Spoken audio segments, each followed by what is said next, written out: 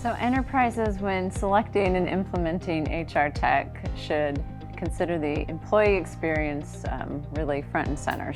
So we often recommend organizations do that through user stories focused on what are the most critical processes, what are their unique differentiating requirements, and using those as a foundation to help evaluate different technologies. I think in general in the market where we're seeing differentiation in the solutions are in a few areas. One is around the HR service delivery layer, so really to the extent that the technologies are helping really streamline the end-to-end processes, as well as enabling areas like knowledge-based case management, chatbots, and some of those other capabilities. We're also seeing to the extent that it's sort of an interconnected solution, so not just amongst the different areas within HCM technology, but also integrated with other key technologies to provide a more unified technology ecosystem.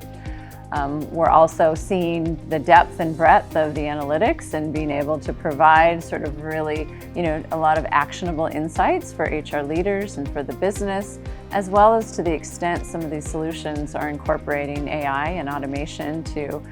further provide insight and analysis, but then also to the extent that they're able to, automate some of the repetitive tasks, free up time of the team. So those are some of the areas we're seeing some differences and uniqueness in the market. But ultimately, at the end of the day, it's up to what are the client priorities, what are their strategy, and what are really the unique requirements that they have and are trying to achieve.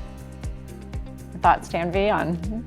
on that as well, or anything that you would add? I think you covered pretty much everything there, but I think I want to sort of tag on to what you said at the end about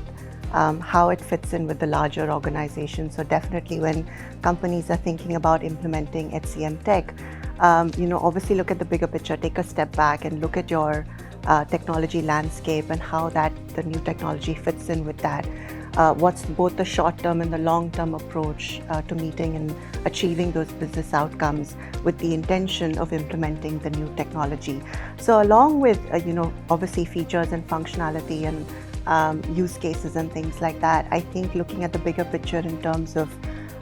what they want to derive out of that technology, how it meets the organizational objectives and the business outcomes, both from a short-term perspective as well as a long-term perspective, I think are key to a successful implementation as well.